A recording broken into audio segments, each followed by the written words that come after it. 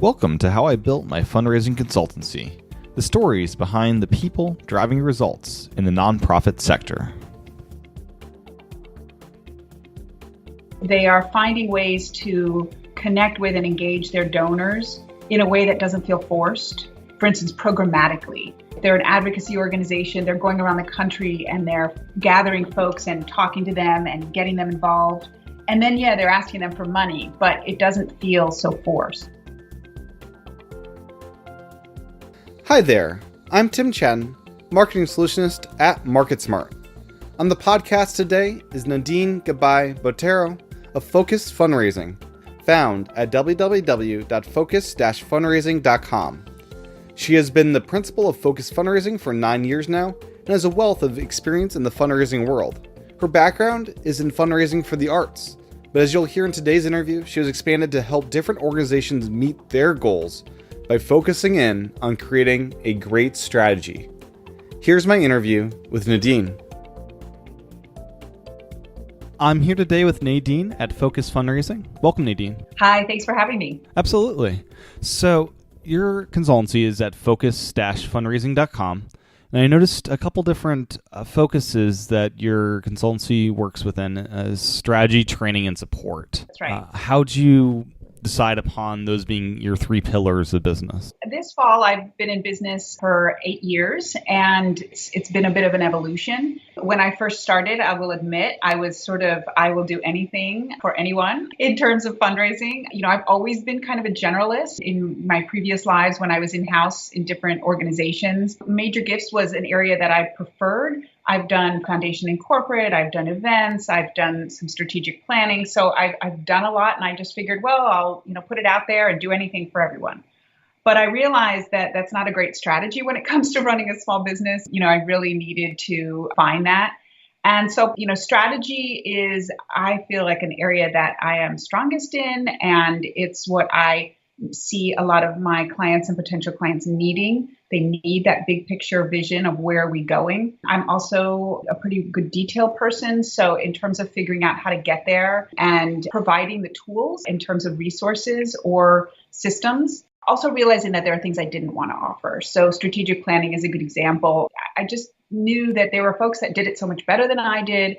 I'd rather partner with them than have it as an offering. So I kind of culled. I did this about 2.5 years ago, where I kind of did a website revamp. And I will say to any new consultant, start to build a website initially, and it'll help you figure out what you want to do and how you talk about what you want to do. It kind of helps with your elevator pitch because you're having to say that and talk about why it's important and what you do for a client. What was your original website like, and how did it change when you redid it? From a sort of graphic standpoint, it was sort of an older school, where the font was much smaller. So it was a lot more text heavy. Mm-hmm. My thinking being, well, I got to explain to everyone exactly what I'm doing and how I'm doing it. And I realized that at the end of the day, what a website does for me and for, especially in consultancies, is you want to show a potential client that you understand where the sort of the pressure points are, where the challenges may be, and enough so that they kind of see that you know what you're talking about, but you don't have to, sort of give away the store and go into such detail. I find that my initial screening call, which is typically about a half an hour to an hour, where we talk about, is this the right fit and what are they looking for? It's pretty clear then what they need and if I'm the right fit.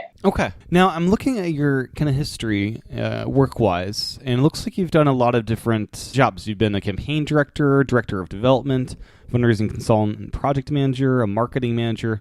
What did you take from your previous career and into your consultancy? What were the best takeaways from your job? Major gifts in some way, shape, or form was part of what I was doing, whether it was in campaigns or not. Campaigns was an area I spent about 6 years running a couple of different capital campaigns, and recognizing that is in many ways one of the goals for fundraising is to get a donor to be willing and want to make a major gift to your organization.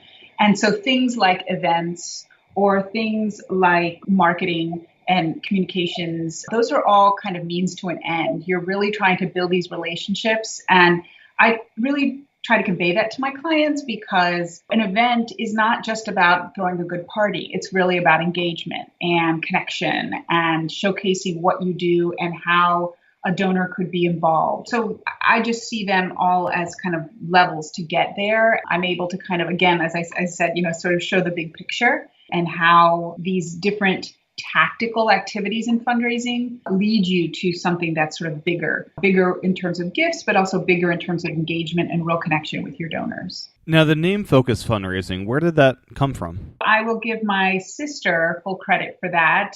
She's become a great friend and contact for me, especially in business. She's had an organizing business for many years.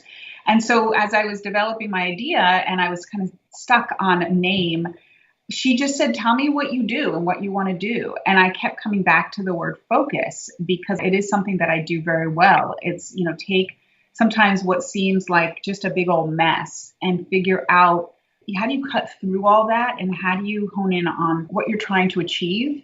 We just, like I said, kept coming back and she said, what about Focus Fundraising? And I was like, oh, I like that. But it really goes back to describing to somebody who wasn't in my field. And I think that's always a good thing is to, before you launch your business, is to talk to folks that don't do fundraising and see if they get it and they understand what it is you're trying to convey. Because it's so easy to get into the jargon of your field. And then you're not really talking broadly. Right. Now, you do a couple of different, as I said, you have a couple different pillars: strategy, training, and support. What's your most popular service? I would say it goes back to strategy, and strategy can take different forms depending on what the goals are. I often will start an engagement with a development plan. We have to know where we're going.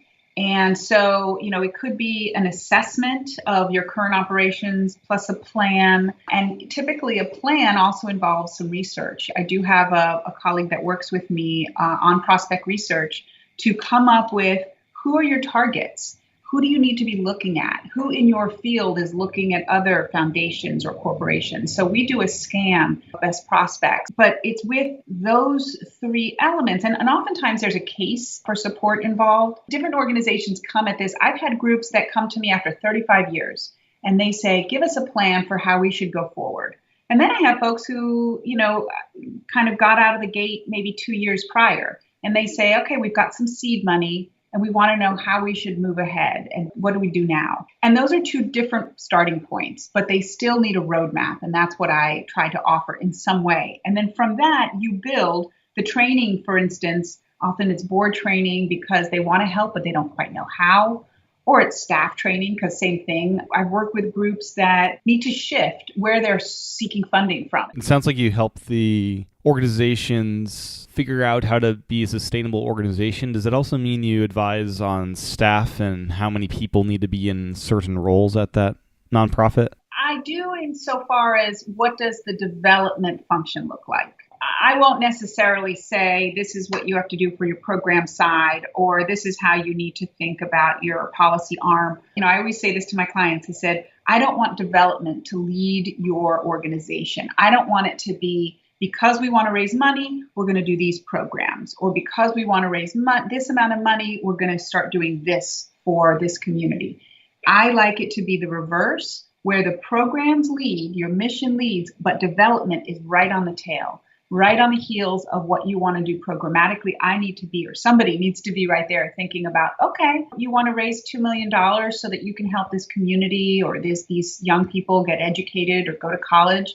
Well, then how are you going to do that? What is the mechanism by which you're going to raise the money? But let's start with your program. And I'm also going to be quite frank and tell you, well, this plan, there's no funding out there, or you're going to have a hard time funding that. So that's where sort of the research and the strategy comes into play so that they can figure out, okay, is this a workable plan? Because the last thing you want is to spend a year or two going down a path and you're bored going down a path that ultimately means you didn't raise the money. You raised a fraction of what you need. And without the money, you can't do the program. Sure. So one area that I do work a lot with is what kind of staffing is the right development staffing for what you need. And that can really range. And especially here in Washington, it is a very competitive market for development. There's a lot of turnover. I don't know if you share this or know this, but nationally, the average amount of time that a director of development stays in their role is about 16 months. Yeah. Is really low. So what that means is you have a lot of churn and a lot of instability, a lot of relationships with donors that sometimes aren't maintained. So figuring out what that process is and who's the best person to fill a role is a really big part of any engagement. Yeah. Now, board development is a part of the training services you offer. Do you ever encounter boards that just aren't willing to be coached and trained to have a passion for fundraising? Yes. And what do you do in that case? Not probably as abrupt as replace, as more shift or expand. There's a range. On the one hand, sometimes I've dealt with this also because it's DC, and sometimes you'll have boards that are appointed and the organization itself doesn't have any control over who gets on their board. So this might be, especially with national organizations, the structure maybe was, well, we want 4 people from every region of the country. And so you get 4 people from the West Coast and 4 people from the Midwest. But really the box they're checking is where they're from, or maybe where they're, what industry or what area. But it's rare that somebody has had the forethought to put into the bylaws, or to even think through that, they need to have contacts that they can bring to the table or be willing to approach potential prospects. Often in that case, when it's in the bylaws, it's something solid and they can't really adjust it. I mean, you never know. You can always find good people, but sometimes that's something that's going to take time. So I may recommend to put in place an advisory board or an advisory council or something that is almost works in parallel, obviously doesn't have that governance role. They can be quite adept at fundraising and at playing a role of engaging with the community in a way that's going to hopefully bring dollars and bring folks to the table that maybe your quote unquote board of directors can't. Now, in the very beginning, what encouraged you to start your own consultancy? I like projects. I like to wrap my arms around something and say, I'm going to drive this forward. And like I said, I'd been director of development where you wear a lot of different hats for an organization. At the end of the day, you spend a lot of time doing a lot of different things. And I wanted to kind of drill down. And I also wanted to be able to pick and choose the projects and the missions that I worked around. My background is in the arts, and I had spent time at the Smithsonian, at the Corcoran, and with another culturally focused organization. Initially, my first 2 or 3 years, I worked with arts groups. I just kind of got a little tired of the same sort of area and missions, and I wanted to branch out. And I did that little by little. For a while, actually, I kind of declined arts clients while I took on as many non-arts as I could to kind of build my portfolio. It's been so rewarding because now I've helped education organizations, environmental organizations. I've been working with a lot of advocacy groups over the last few years. So that's been professionally for me, it's been very satisfying to see how I could translate my skills into other areas. Now, did you go full-time right away, or what was your transition like? I launched my business at the end of 2009.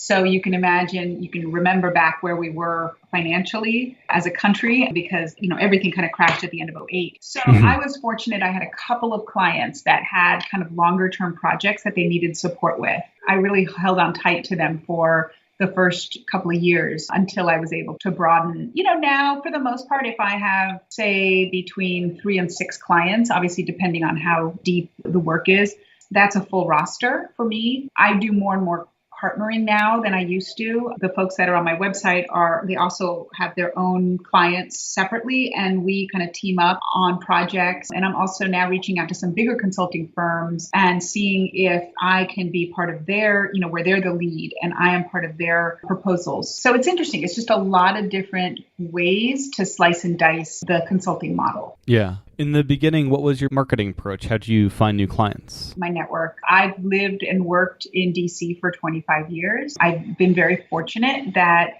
I've gotten to know a lot of folks and worked with them. Interestingly, in 2011, I joined the board of the Association for Fundraising Professionals DC chapter. That has been a huge, huge help for me in terms of both connecting me and different perspectives on fundraising because they offer a lot of education sessions. And I actually ended up getting my CFRE, the Certified Fundraising Executive. I took the exam and got that certification in part because of AFP, because I got to just understand better kind of what does it mean to be looking at your professional development in a way that's much more rigorous than I had ever done before. So getting involved with them, like I said, I got on the board. I'm actually going to be president-elect right now, and I'm president next year. So I'm really excited to be, just getting even more involved with the organization because it's been very supportive of me as I grow my business. Now, how did you find the different people that you're working with? Did they reach out to you or did you find them?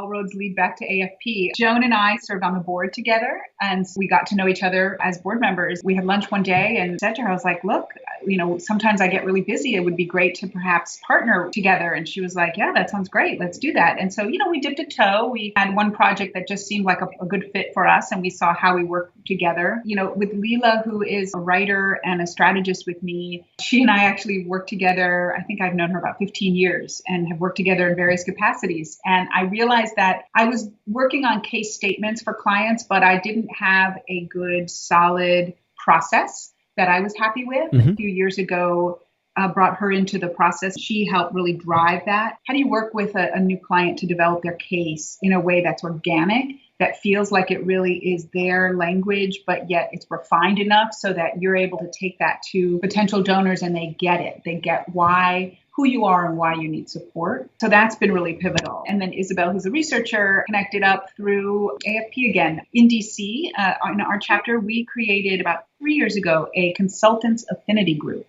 So this is just a group, and you don't have to be a member to join and to come to these meetings. We meet every other month. There's about 160 of us in this group, and there's about 30 or so that come to each meeting. And we just get together, and sometimes we just go around the table and talk about challenges, whether they be with your business or with your clients.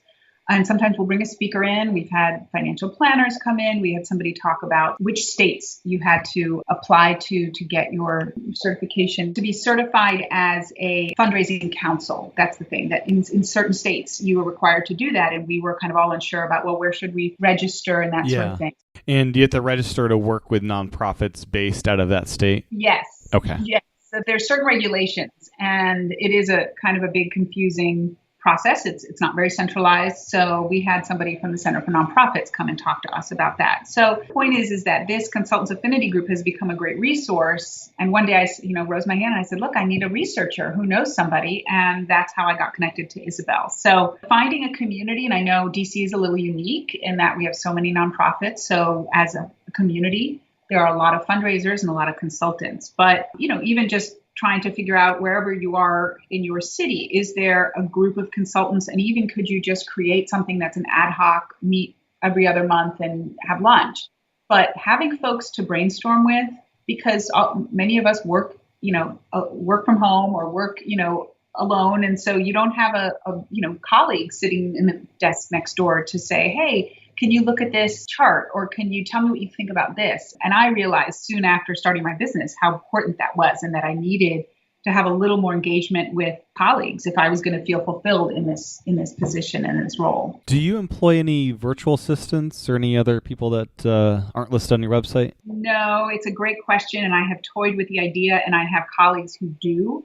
I just haven't made the leap. In consulting, it's always so cyclical. When you're crazy busy, you don't have the time to go find one. And then when you're not that busy, you're like, why do I need somebody? I can do it all right now. That's a TBD, I think, is the best way to put that, because I think it's something that I may need in the future. What's been the biggest challenge running your business? I think it's that cycle. It's managing the influx of a lot of, projects. And then while you are really busy, you still have to be networking and figuring out where your next project's going to come from. Because really, the lead time between a call that says, hey, I'm looking for a consultant, to signing a scope and an agreement could be 6 months. And so I have definitely gotten better at that. It still can go hot and cold. And so recognizing that when you're really busy, you still have to get yourself out there and still have to be looking for what's your next project 6 months from now. When we return, a quick lightning round. First, a quick break. Today's free resource offer is the ultimate guide to writing major donor letters. You can download this at imarketsmart.com/major letters. That's www.imarketsmart.com/major letters. Here's what you'll learn. The 4 types of letters you should be sending your major donors, what you need to know before you begin writing, how to design your letter to be scanned before it's read, how to craft a compelling call to action, how to adopt a you mindset and make the donor feel like a hero, and much more. Visit imarketsmart.com/major letters to download your copy. That's imarketsmart.com/major letters. With that, let's get to the lightning round with Nadine.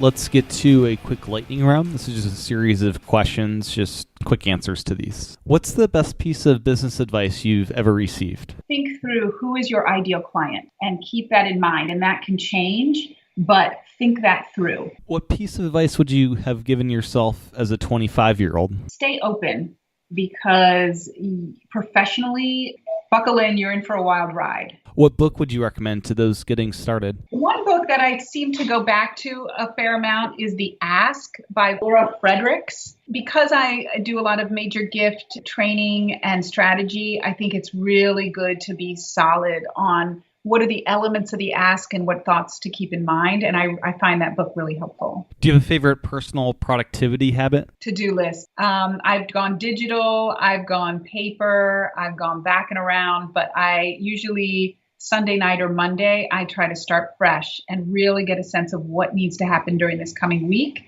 how to refine that list so you know what you need to do. What's an interesting or fun fact about you that most people don't know? I am a potter. About 7 years ago, I woke up one day and I decided I needed a creative outlet. And we have a park. It's actually run by the national parks, but it used to be an amusement park years ago called Glen Echo. And they offer a lot of different arts classes. And I don't know why I picked pottery. I'd never done it before. And I just fell in love with it. I do that once a week. I go to class, and I had some work in a show last spring. Desk or car, what would you clean first? My desk. We don't tend to do a lot of driving because from home, I do a lot of virtual meetings. If you're going to a zoo, what's the first animal you'd see? I think the elephants. Tea or coffee? Tea. Oh, full on tea. Haven't had coffee in like 20 years. What do clients never ask you that you wish they did? I think it would be great if they got a better sense as to like, what might our fundraising look like 2 or 3 years from now if we are successful? Usually folks, they're so caught up with the immediate needs and they don't look ahead enough. And I think a lot of what fundraising is positioning yourself for, say, 2 years out or 3 years out, because it's a long game. We're talking about relationships. And so fundraising is really a long game at the end of the day. Fortunately, I think that kind of gets lost sometimes. What are the best nonprofits doing right? When they are integrating their communication and with fundraising well, so they are finding ways to connect with and engage their donors in a way that doesn't feel forced. For instance, programmatically. If they're an advocacy organization, they're going around the country and they're gathering folks and talking to them and getting them involved. And then, they're asking them for money, but it doesn't feel so forced. And I think when they do that well, a lot of the big guys do that really well. You need resources for that.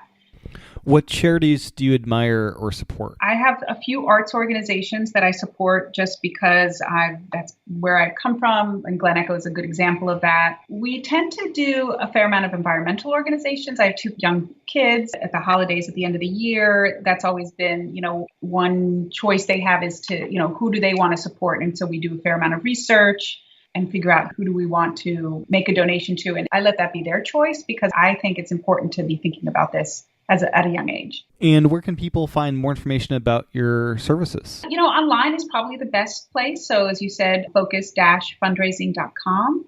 And I'm also on Twitter at Focus Fund. I think that's the best way to start. Feel free to email me if you're interested to learn more. And I do have a blog that I try to keep up to date. I'm around. I'd love to talk to folks if they're interested and want some more info. Great. Well, thank you so much, Nadine, for your time. Once again, that's focus-fundraising.com. And thank you so much. Thank you.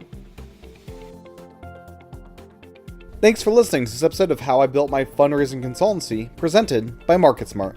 If you like the show, make sure to review it in iTunes and pass it along to a colleague. If you are curious about what we do, check out imarketsmart.com and don't forget to download the ultimate guide to writing major donor letters by going to www.imarketsmart.com/major letters. Thanks for listening.